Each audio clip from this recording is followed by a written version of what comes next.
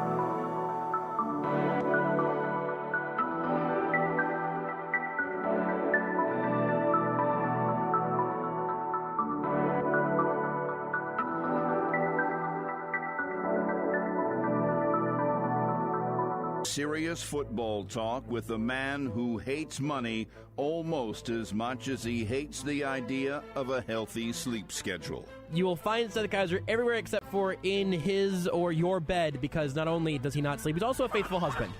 So that's important. The man who has so many children, his wife figured he wouldn't even notice if she bought a few chickens and ducks for the backyard. We should have an episode where we just have my children appear on the show in ascending order.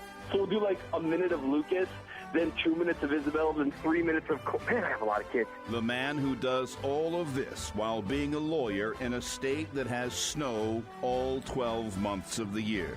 Until it freezes, I'm okay. Yeah. I actually felt very at home driving through southern Iowa. It was snow everywhere, and people were slowing down to like 40. It was adorable. I was driving slowly, but I literally was hanging my head out the window screaming, and that was disconcerting. It's Seth Keysor of the Chief in the North newsletter, The Athletic, and the Times Hours podcast on Almost Entirely Sports.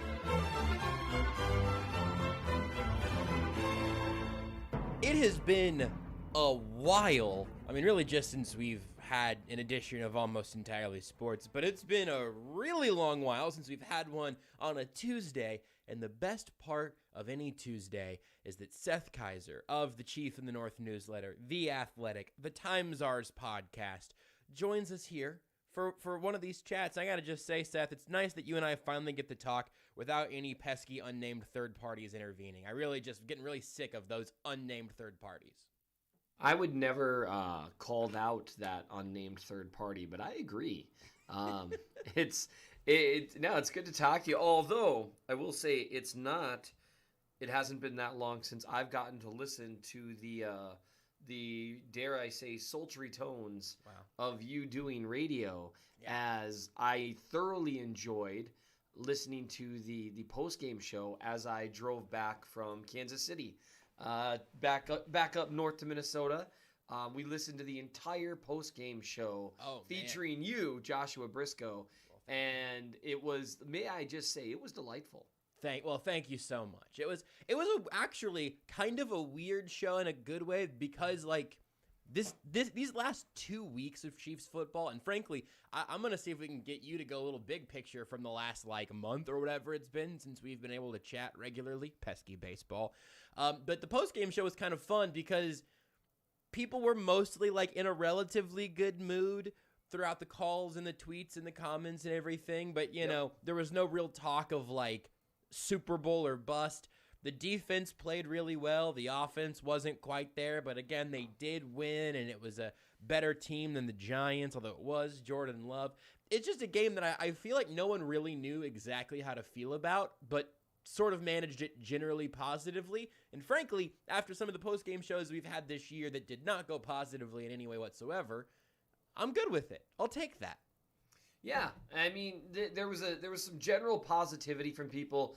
I think some of it would stem from the fact that even though the offense didn't look good against the Packers, and there's been kind of a field day from national media with that, because frankly the national media narrative is generally a week or two behind as things go, which makes sense. I mean, it's hard to cover every team, right? I mean, it makes sense.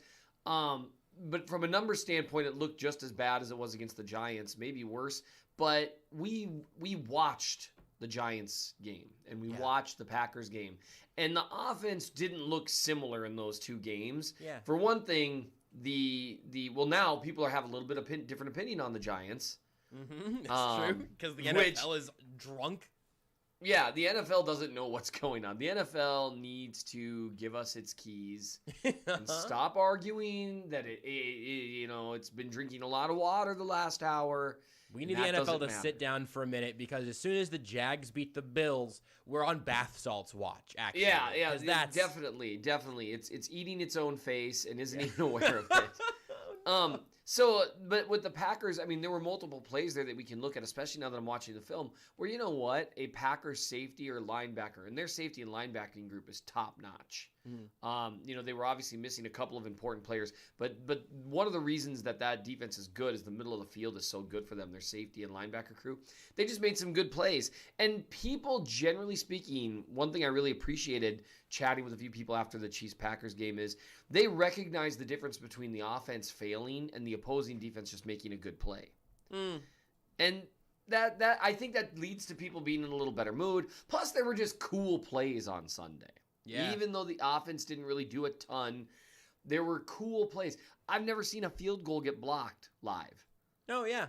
Because, I mean, I can't remember the last time that happened. It's been years. The punt thing was goofy. Watching the defense just blitz Jordan Love into oblivion was fun and funny. And then, obviously, I think the game ending on the note it ended, watching Mahomes make a superhuman play, as you would say, bleep it, I have to make this happen play Yeah. is reassuring. And I think that's what has people in a little bit better mood, because it's like, okay, wait a minute. He's still Patrick Mahomes. Yep. And everyone can call him down. Yes, he did play 2 bad games in a row, but he's still Patrick Mahomes. And honestly, the more of the film I'm going through, the better I'm feeling about Mahomes' performance and the offense in general. They've got stuff to work out for sure, but this was not, to me, like the Titans and the Giants performances, which the offense looked pretty pathetic. This was a bit of a different animal. Yeah. So several things. First of all, someone said, "Wait a second, Seth's going through." This is my first time listening to Almost Entirely Sports. Seth's going through Mahomes snaps. He sure is. And by somewhere around tomorrow morning, you should have a beautiful new film review looking at Patrick Mahomes, the Chiefs' offense, all of that goodness, up on the Chief in the North newsletter. What's the Chief in the North newsletter, Josh? Great question. It's mnchiefsfan.substack.com, or you can go to bit.ly/SethReallyHatesMoney. That's really the URL. It's all lowercase. It's all one word because it's a URL. And you can sign up for $12 a year forever. If you lock in that rate, even if Seth raises the rate eventually, as I've been begging him to do now for a very long time, if he eventually raises the rate, you get it locked in at $12. That's your rate unless you ever cancel it, which you would have no reason to do. So that'll be up tomorrow.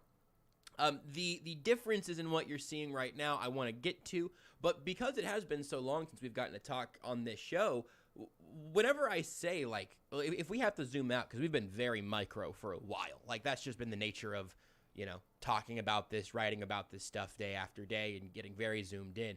If I take you back to the macro, though, of beating the Browns, who have kind of had their pendulum swing on the entire season, losing to the Ravens and Chargers, beating the NFC East, losing to the Bills and getting crushed by the Titans. They're at 5-4 in a bath-salted NFL and a bath-salted AFC right now. Whenever you zoom all the way out at basically the halfway point of the season here, how are you feeling about this team, as the sum of its parts? A lot better than I was 3 weeks ago. Yeah? Which is an easy thing to say. It's kind of a cop-out, but the Packers have a very good team. Now, beating them without Aaron Rodgers obviously is not the same thing. Right. But the Chiefs probably played a B- game and still won sort of comfortably. Not as comfortable as I would have liked, but a lot of things had to happen for the Packers to even make that game really uncomfortable, and they didn't. Mm-hmm. The defense is playing significantly better, and not just in terms of like statistically, but in ways that you can actually see in terms of the coverage. You're not seeing the same blown coverages. You're not seeing some of the real problems that were presenting themselves, the blown coverages being primary. And you're also seeing some personnel shifts that have added to team speed, which was a huge issue, right? So if you were to break down what was the major issue early in the season, I would have said pass rush, blown coverages, and overall defensive speed, right? Mm-hmm. And you see all three of those issues have been not all the way alleviated, but you're not seeing as many blown coverages, which is good. You have seen a vastly increased team speed with Willie Gay Jr. now. He saw the most snaps of any linebacker, which was a big deal. And then Juan Thornhill, we all remember the saga there. Mm-hmm. It's amazing how quickly we've forgotten. But, the saga that was Juan Thornhill not seeing a lot of snaps, and now he is, right? Which also, how quickly we've forgotten, but also how clearly right we all were.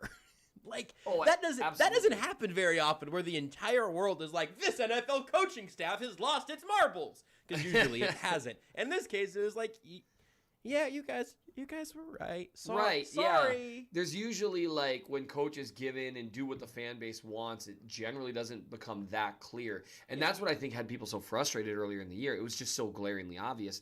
And I feel like fans feel similarly about the current linebacker conundrum in terms of why, I don't know what Willie Gay Jr. is or is not doing in practice that haven't allowed them to make him the full-time dime linebacker as well, to get him to where he's on the field 100% of the snaps, and where Ben Neiman's on the field almost never, and that just is what it is. Sure, Ben Neiman can play special teams or be a backup, whatever, but he's so clearly the superior player. Yeah. And, I know a lot of people are irritated about, like, Nick Bolton and that stuff, and I think Bolton deserves to be on the field more than he has been, too. But Willie Gay Jr. has been, like, the guy in the linebacker crew. So seeing him take the majority of the snaps was nice and he took about 20% more than any other linebacker, but there's still a ton of snaps there that he should be taking that he's not.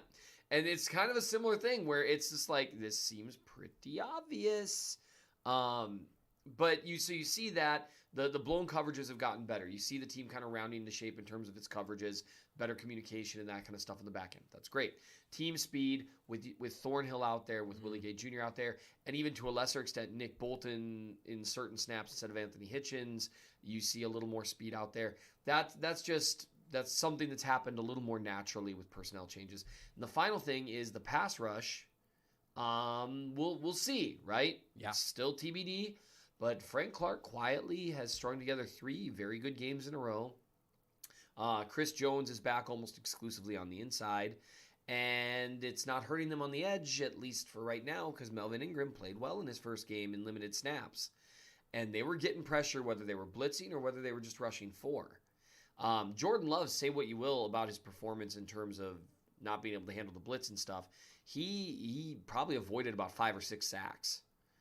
And hey, good on him. That's his athleticism is going to be something he needs to learn to utilize. Spags even talked about that a little bit on. Yeah. It's kind of funny to look back on. I don't know if you heard that specific clip, but it's kind of funny now. Where someone asked basically like, "Are you going to base the subtext of the question was, are you going to blitz the ever living bleep out of Jordan Love making his first start?" And Spags was like, well, in the older days, you used to be able to do that a little more often, but now you have guys that can run around and kind of punish you for that. So, probably not. And then he blitzed him over half of the dropbacks, which is a lot of blitzing. But, that's part of the curveball that maybe Jordan Love can throw you. I think he'll be fine. It's kind of a bummer that we're not going to get to see him up against another defense, theoretically, anytime in the next couple of weeks, because I'd like to see him against somebody else just as a measuring stick. But right. That was I've said this 1,000 times now. It's not the Chiefs' fault that Jordan Love started on Sunday. They did what they did there, and Love's got some good tools.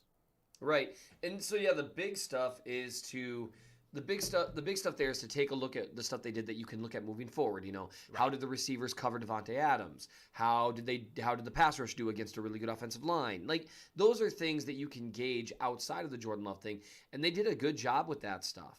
So we'll see moving forward, but the defense is a big reason why I'm feeling better than I was, because it really was looking historically bad, and you're seeing some of those big concerns shape up a bit. And that could be a big storyline moving forward, especially if Clark continues to play well and Ingram does what he has done and Jones continues to do what he's doing. You're going to see a very different looking defense in terms of the base pass rush, and that's where Spagnuolo's defenses generally start. So I feel better about that, and I'm sitting here charting every snap by Patrick Mahomes, which, as you told our dear listeners, that's what I do, right? I chart for, missed open receivers, potential interceptions, whether throws were accurate or inaccurate, whether he went through multiple reads on the play, whether or not he had happy feet in the pocket. First and foremost, people can talk about the job the offensive line did against Green Bay, and they should. They did a great job against Green Bay's defensive line.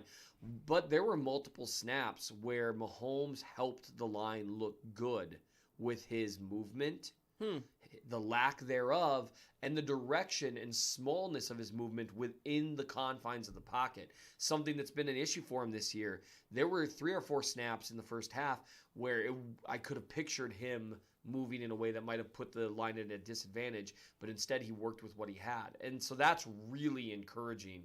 And the offense overall, you just kept having this one little mistake, drive after drive. And there's a lot of encouraging stuff to see there. Now, again, they've got to be better than they were, and they know that. But seeing that Mahomes was better, we've got a different issue here than we did against Tennessee and the Giants, based on my charting so far. Now, maybe, I've got like 4 or 5 drives left to do, and maybe the bottom just falls out from Mahomes' play. I don't think it will. But the biggest issue with the offense against the Titans and the Giants was Mahomes. This week, it was just a bunch of other little stuff. And we've seen Mahomes overcome that time and again. And the odds of so many players letting him down on so many different drives, that's just not that high. It's not impossible, as we've seen previously, but it's not that high that continues. So I'm feeling pretty optimistic, actually, more optimistic after looking at the film than I was even after the initial game. So I'm gonna go ahead and just throw the most like opaque question at you, and you can figure out how to attack it how you want. So here's what I feel in my soul. All right, Seth, why'd they score 13 points? Absolutely, that's a great question. They also barely threw for what? They didn't even throw for 170 yards. No, I think I'll click it. I'm gonna put in 166. I think is my yes. Boom, nailed it. I've spent too much time looking at Chiefs stats. And you obviously had things go wrong for that to happen. And here's what I would say: anytime you want to figure out what went wrong in a game, you got to remember that every game is made up of a bunch of separate events. And we call those events drives. And each of those drives is made up of multiple plays. And some plays are more important than others, right, in terms of what happens. And so what I'm doing right now, I'm working on this film review for Patrick Mahomes, but I'm also going to write about what killed every drive. Like, what was the primary thing? Because my main point, unless something drastically changes with the film here, is that it really wasn't Mahomes. And the national narrative since that game, in my opinion, is based largely off the fact that that's become the narrative, right? Well, Mahomes is playing bad. They scored 13. Mahomes must be playing bad. And it's those kind of assumptions is why I go back and look at the film, because you don't know.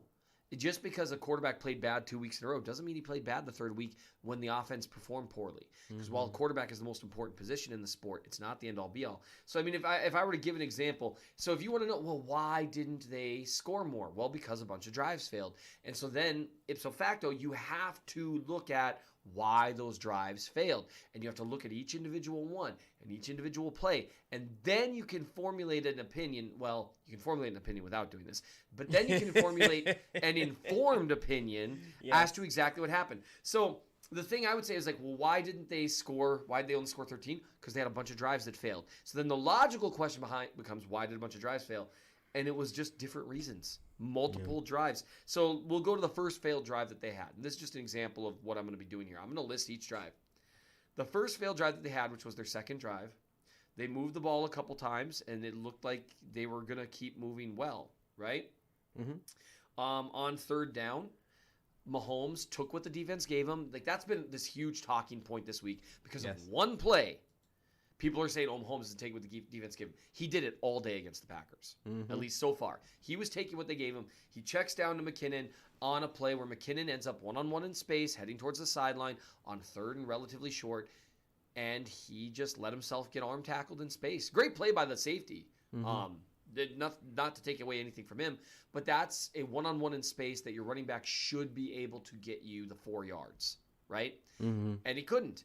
And then on 3rd and 1 or on 4th down, that play was doomed. It was a play action, left someone unblocked, and the Packers were really well prepared for it. So that's one example, right? Now, is that why they only scored 13 points that drive? No, of course not. However, you change, if Jerick McKinnon makes even a slightly better move in space and gains the yardage, now you've got a fresh set of downs, a fresh opportunity to gain more yards, to put points on the board. And each one of those separate events collectively can lead to a subpar day offensively. And that's what happened. So that's just one example, and that's leaving off, the next drive. Well, you don't have to skip. I want to spend some time on that second drive, or on the second failed one or whatever. But I don't know that this is even a good question or a smart thought or anything. I'm just genuinely curious how you process this part of it, because I think everybody does some amount of this where we like to see patterns, and we like to have scapegoats, or at least specific things that can be blamed. I don't just mean in football. I mean like in life. You're like, well, I'm fat because of my genetics. Well, then I don't have to do anything. Or I'm fat because I eat too much. Well, at least I can just, worry about eating. Or I hate my hair because I use cheap shampoo. I'll just get better shampoo. In all of those cases, they're going to be, more underlying, lots of little things that all factor into every problem. It's basically never that simple, but we like to come up with simple answers. Whenever you see a game like this, where there are a series of different little things that kill a drive, And ultimately, 4 of those failed drives are the reason that they didn't score 30 points over the course of the game. Do you do anything in terms of trying to find a commonality or something specific to hone in on? Because even in past weeks, it's been turnovers you could at least point to. They didn't turn the ball over in this game. Sure. I think to I guess tip my hand on a little bit here, I think a lot of the times when people just talk about coaching, that ends up being an enormous catch-all that you can throw anything into that bin and not really have to explain it. I saw somebody tweeted to you, and I don't remember what clip it was. I think that was the Kelsey drop that we'll come back to. That someone said this team is terribly coached, and you asked what the coach should have done there. And I just thought, yeah, the coach should have caught that pass with Travis Kelce's hands over the middle. So right. I don't know. I think there's a trap in there that's easy to fall into. But I'm just genuinely interested what you do whenever you are maybe hoping to find a pattern or have to maybe admit that there's not one, or what you do through that. I do try to look for patterns. The problem with blaming coaching is that you can blame it for anything. Because if it's schematic in nature, well, then it's obviously the coaching. If it's execution in nature, well, it's the coach's job to teach them to execute. Mm-hmm. So you see how you create the situation where you can say it's the coaching and literally never be wrong. If there's a taunting penalty, or this team's undisciplined, that's on the coaching. What, absolutely, absolutely. Well, he dropped it. Well, concentration and focus issues are on the coaching. Yep. And that it's not untrue, but it's also a cop-out. Mm-hmm. And so I do look for patterns. Like, so say with turnovers, the obvious answer was turnovers, and it's just, holy crap, they're having terrible luck with turnovers, and they're not playing very disciplined ball. That's on the players, somewhat on the coaches, but when people are like, well, there needs to be accountability. And my question to people is, well, what's the accountability to Tyreek Hill? You going to bench him? Of course not. That's insane. It's like if Steph Curry missed 23s in a row over the course of a couple games, right? He said, well, there needs to be accountability. Like, what? Right. Like stop shooting? Okay. No, sometimes you go through slumps. And this just happened to be with Mahomes last couple weeks, the first slump he's ever really gone through. Yeah. And so people lost their mind. But I mean, I'll tell you, I'll describe a bunch of plays here just from various drives, okay? Cool. That were some of the most important ones. So you've got McKinnon didn't win one-on-one against a safety in space where he really did have an angle that he should have won. It's not like the ball arrived right as the defender did. You have a similar one. They get the ball after a muffed punt situation that was one of the more bizarre plays I've ever seen. On third down, Mahomes, again, takes what the defense gives him because they run a little bit of a rub route that works a bit. And Williams has the angle to the end zone. He goes a little higher than he should have instead of going low, and he gets tackled short of the end zone. Great play by the linebacker. Yeah. Awesome play. So you got to credit the defense there. But also, those are two plays, and this is not, for anyone listening, an attempt to spark a debate. The Chiefs should not have taken a running back in the first round. Josh and I actually agree on that. We just like to argue about other hypothetical stuff. Those might be a pair of plays that maybe Clyde Edwards-Helaire makes. Now, does that mean, hey, look how much running backs matter? Not really, no. Because it's rare. And that's why it's tough to find a pattern, right? You've got two different running backs that lose in the flat on two different looking plays. Mm-hmm. There's not really a pattern there other than, Darrell Williams and Jerick McKinnon aren't necessarily starters. Mm-hmm. Right? And maybe Clyde loses those too. He's got a little more wiggle and burst. So he's got a little more wiggle to break tackles than McKinnon, got a little more burst than Williams. So maybe he makes both of those plays. Who knows? Right? Mm-hmm. But there's not really a pattern there. On the second failed drive, he passes up Travis Kelce, who was, the way Sam Mellinger, he's like, words cannot describe how open Kelce was. Mm-hmm. And Mahomes said, he's like, yeah, I saw him. I was taking a shot on first down. Hey, fair enough. Maybe Hardman did slow down on his route, just like Tyreek Hill did later on in the game on a deep route. Both of them maybe could have got there because I actually didn't even chart that throw by Mahomes to Hardman as an inaccurate pass because Hardman slowed down just after Mahomes released it. And so that's, you can't account for that in your throw when you don't know what's going to happen. So sure, that's on Mahomes a little bit. But then, Kelce dropped what should have been a first down and maybe a pretty huge gain because I don't know if the defender makes the tackle there. Yep. Because he was going for the ball. And then on third down, that same drive, Tyreek Hill slips. Yep. You've got another one where on a third and short, Derek Gore could have just followed Creed Humphrey and Trey Smith, probably just burrowed ahead for the first down. Instead, he tried to cut back to the left, and he got tackled, so the drive ends. I mean, none of these plays, I mean, Josh Gordon had a drop on first down, and then Andrew Wiley loses badly on 3rd and 4, and there's a sack. So these are the most crucial plays that killed drives. I don't see a thread there other than maybe you've got backups on a few of those, right? Some backup running backs, a backup right tackle, maybe half of those change. The other ones are just your stars didn't come through a few times, and that maybe normally wouldn't hurt them as much, but because it happened on crucial drives, they don't get a chance to make up for it later on, right? Yeah. And so there's just no common thread there. It's just a few things went wrong. And another common thread, Green Bay safeties and linebackers played out of their mind. Yeah.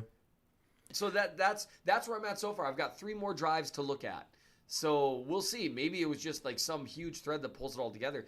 But I think the short answer would be maybe the Chiefs need a couple other playmakers or one other playmaker who can make some things happen besides Kelsey and Hill, to where it doesn't all, hinge on them. And that's what Clyde was supposed to be, but he's a running back and he's hurt. And both of those things work against him there. More so the hurt thing especially. That makes it impossible. But the running back part does too, because you're so dependent on everything else on offense working. So that's getting pretty deep in the weeds with analysis. And it's deep enough in the weeds to where I can tell you, I'm going to publish this article. I'm going to have every Patrick Mahomes snap charted and explain what he did and didn't do. And explain why so many of these drives, it really wasn't on him.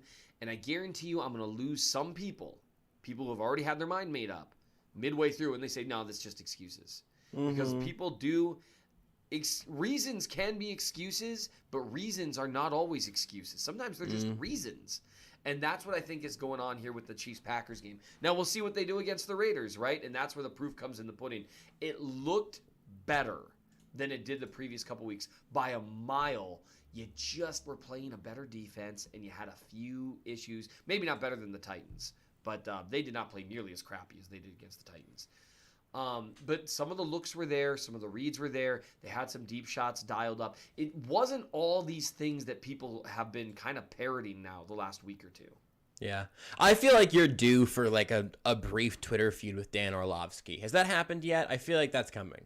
I feel like Dan and I, based on a few things that I've seen, have a similar enough brand that I'm not sure what would happen there. Your food takes are better for sure. Well, and I like that he leans into that, though. But we both kind of try to make our living as pretty wholesome guys. And one thing that I said, someone asked, well, Dan Orlovsky thinks this about a certain snap. I said, look, Dan is far more qualified than I to talk about quarterback play. I'm not sure if the same things that people have been saying in recent weeks were true about Mahomes Sunday. I know I don't have a single happy feet snap, and I am through the entire first half and one drive of the second half. I don't have a single happy feet snap. Interesting. That was not the case against the Titans and the Giants by a long shot. He did a great job in the pocket. That's different. He took the checkdowns multiple times. Now, what I'm seeing people do this week is because they've caught on to a narrative, now they're trying to make the Green Bay game fit into a narrative, so they're grabbing the 1 or 2 snaps where that was the case and saying, look, it's an example. But the problem is those are the only examples in that game where what made the Titans game and the Giants game stand out is that if you use 1 or 2 snaps as an example, you were using them as an example of what happened on half a dozen or a dozen snaps. And that's the danger of using clips to show what's going on the field. And I always try to tell people this. I am not posting one clip to prove that a player has a problem throughout a game. I'm posting it as an example of what I'm telling you and hoping you'll trust me is what occurred throughout the game. And there's a difference. Yeah. So we'll kind of see, but so far I'm feeling pretty encouraged going through the tape. I want to talk specifically about the Hardman deep shot and then what followed it, and because there's been a little bit of hashtag discourse about that on Twitter. It's not like the most toxic version of football chatter by any means, but there's been a little bit of it, and I found myself a tiny bit annoyed by some of it because like a month ago there was that great story up in The Athletic at theathletic.com where there were all those different stories about Patrick Mahomes. And one of them was him and Brad Childress and Alex Smith, and I get maybe other quarterbacks at the time, going through these freeze frames of, all right, where do you throw the ball here? And you want this short route or this middle route? And then Patrick Mahomes says, bleep, I'd throw the post. And then Brad Childress goes, bleeping what? And that is sort of what you remember talking about Alex Smith's eye level during the last couple years he was here? Yes. Like his depth of his eyes. Absolutely. One of the things that has made Patrick Mahomes so much fun is that sometimes, not all the time, but sometimes he's reading right to left, basically. And by that, I actually mean deep to short, where it seemed like, at least in the most frustrating bits of the Alex Smith experience, that man was looking for short, safe, and then maybe would open downfield. Less so in 2017. But that's something that I am very much happy for Patrick Mahomes to keep as a core tenet of who he is. Whenever you're seeing defenses, though, understand that and play that way, which you don't have to do for just about any quarterback in football, really. Whenever you have these defenses playing to defend the deep stuff and then worrying about the mid-range and then the short stuff, you do have to play differently. We've talked about that plenty. Everyone understands that, I think. But whenever you have the second fastest guy on your offense with a pretty good angle with defenders behind him, and if you just continue running basically towards the pylon, they're not going to jump that route or anything. I just have no problem on 1st and 10 for Mahomes to take one of those shots whenever we haven't seen an explosive shot like that since, I think, the Washington game from this offense. I don't necessarily have a problem with it. I'm stuck in the middle in this particular argument. I see people arguing both sides. I think one thing that did need to get out there in the discourse is that this is a top-down read. He's looking for that deep shot. Now, not every team plays it like that, but that's absolutely how the Chiefs have played it. I would say I understand the idea that the safety was flat-footed. I would have advised Mahomes to come off that read based on how deep the safeties were, and the corner was somewhat around. I mean, it wasn't a great, in my opinion, situation for Hardman. Maybe Hill, but yeah. I think that does matter. I like Hardman as a deep threat, but I don't know. For me, I think what comes into it is seeing how the safety played that.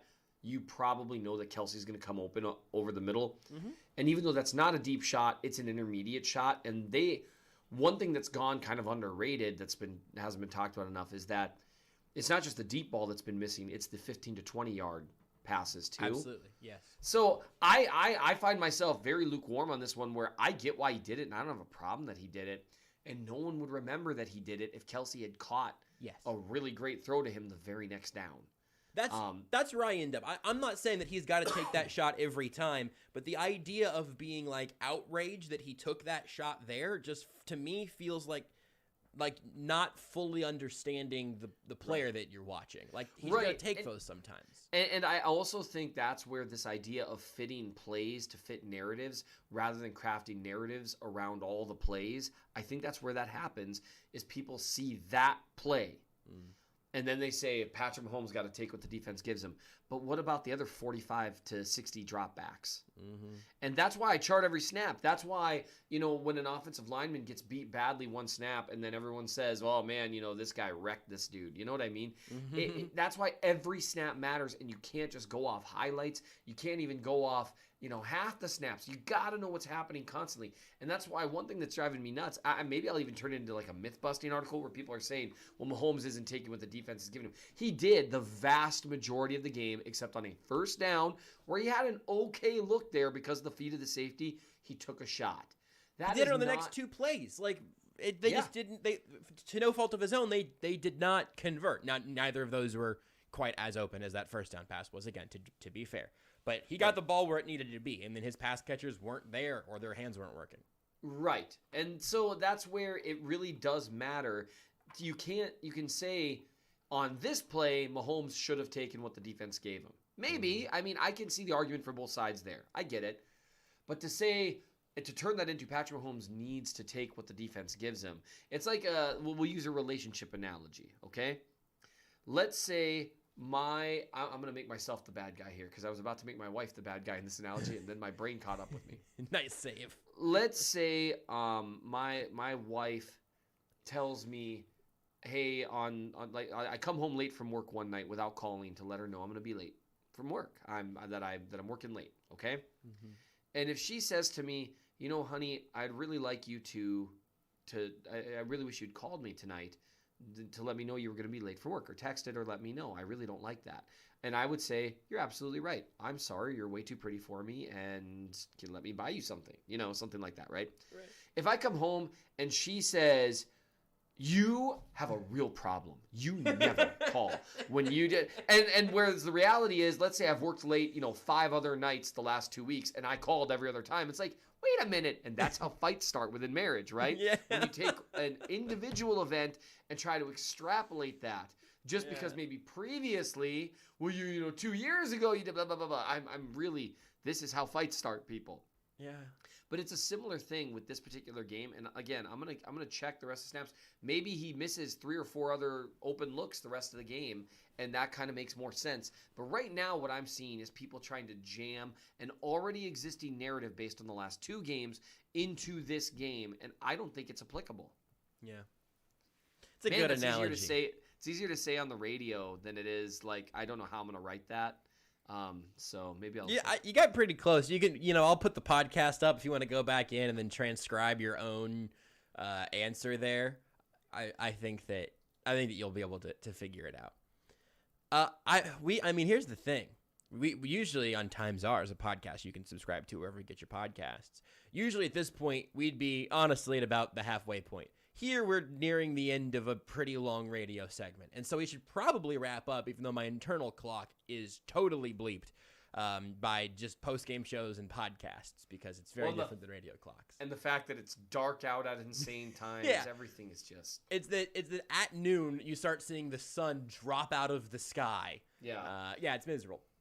So, with that, though... I'm sort of curious how you feel right now kind of going forward. If there's anything, obviously we won't talk again here. We will talk again on Times Ours. We won't talk again here, though, until after the Raiders game. And so you get a fun divisional matchup, and also one that very much matters. If they can go to Vegas, win in prime time, all of a sudden now they switch spots in – those 2 teams obviously would switch the spots in the AFC West rankings. You get a little head-to-head tiebreaker. You get another shot at the Raiders in less than a month. And you would have a chance to put that away. Derek Carr will be defended very differently than Jordan Love, I would have to imagine. But so right now, I mean, we've talked a ton about the offense. We talked about the defense a little bit earlier. But if I kind of leave everything out there to you right now, and you look down the road to next week, how should people be feeling with another game, another very big game being right around the corner? Honestly, the most important game. I mean, I guess if you're going to use a sliding scale, it's the most important game of the season at this point. Right. Every game, like the last 2 weeks, have been the most important games of the season. Yeah. Right? And that continues, and that's what happens when you put yourself in a hole in September and October. Yep. Every game becomes the most important game of the year. And honestly, I think that's good for them. I would say cautiously optimistic. We'll see how they look against the Raiders. The Raiders are a good team. We'll see whether the defense can hold up. And keep in mind, the Raiders have sliced them up the last couple of years. Mm-hmm. And so that's going to be a big thing. I mean, Spagnuolo didn't have a whole lot of luck busting through their protections with his blitzes, and it left a lot of open guys on the field. And Carr, if he's got a little bit of protection, he can throw the ball real well. I mean, he's kind of like a meme to Chiefs fans, but honestly, when his protection holds up, he's a good quarterback. Mm-hmm. And he's proven that time and again. Now, he is... kind of similar, like to, he maybe throw him into the realm of like, and I'm not saying all these guys are the equivalent or identical type players, but it's the same kind of realm of like the Alex Smiths and Kirk Cousins of the world. I was just hoping you would say that second name, because I was going to say that Derek Carr is like a more likable Kirk Cousins to me. It's kind of funny. It's only recently people have found him a lot more likable. It's funny how the tides can shift. That's fair. With such things. Yeah. But I would just say that he is someone who, similar to Alex Smith, who played really well when things were going well in terms of protection. Mm-hmm. I think he was more reliant on the looks being there, but that's, again, it's an argument for a different day. Sure. But when the pressure starts to get home, Derek Carr really struggles. I mean, he's a guy who, I mean, I know there was a defensive player was quoted on that this year. Like, we knew that if you can get to him, he's a different player. Yeah. And it's very accurate. So the Melvin Ingram signing and Clark playing well, Melvin Ingram historically has played really well against the Raiders, including this year he did. But that's where Jones, Ingram, and Clark, that's a really good litmus test for them because the line hasn't gotten a lot of pressure recently against Carr, and it's really affected the game. And the defense has Oakland's defense, good Lord. Las Vegas's defense, they've got a decent pass rush.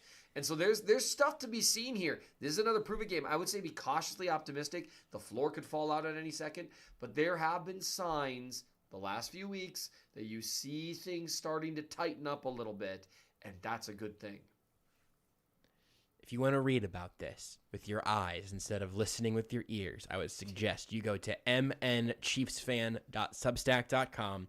If you use the links, the bit.ly/SethReallyHatesMoney, if you go there, you can subscribe for not $12 a month, but $12 a year for all the work that Seth does, which is, I mean, I think this week is different because you were traveling, but I think you're typically talking about, let's say, an average of 2.8 stories per week, something like that during the season.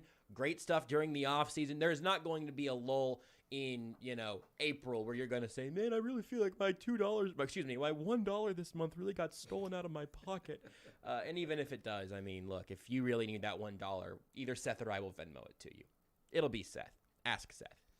But it's bit.ly/SethReallyHatesMoney. You can also, of course, listen to the Times Ours podcast wherever you get your podcast. It's through The Athletic, but it's available on your podcatchers of choice. Plus, you're doing, I can't remember, Thursdays with our friend Ryan Tracy of RGR Football? That's right, a live stream on Thursdays. So you can check that out on the RGR YouTube page. And, if you need legal representation in the state of Minnesota, I guess. I feel like I should have 17 more things to plug for you. Can't do that one, but... No.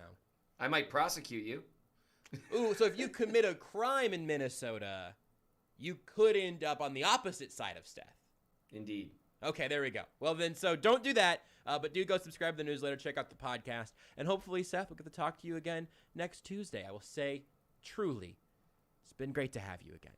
Thanks for having me, Josh. Seth Keysor of the Chief in the North newsletter, The Athletic, the Times Ours podcast, and our closer for today's edition of Almost Entirely Sports. A real quick show here and a real late show after the KU Michigan State game that you heard right here on Sports Radio 810 WHB. A little bit different tomorrow as well. We're going 8 to 11, and we got two guests for you. One, a Kansas City legend.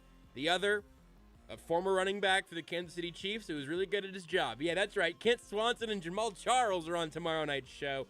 I would say they're both Kansas City legends in their own right. You're going to want to hear from Jamal. I'll save you the spoilers, but there's some very, very, very fun stuff with him because I got to record that with him last week, and so we'll bring that to you tomorrow. And Kent's always great, but I haven't talked to him yet, so I can't tell you specifically what we talk about, other than it'll probably be about the Kansas City Chiefs. All right, thanks for listening. Thanks for coming back to this quick and late edition of Almost Entirely Sports. We'll be back again tomorrow at 8 p.m. Until then, goodbye, Mom! You're listening to Almost Entirely Sports with Joshua Brisco on Sports Radio 810 WHB. Your Kansas City Acura dealers are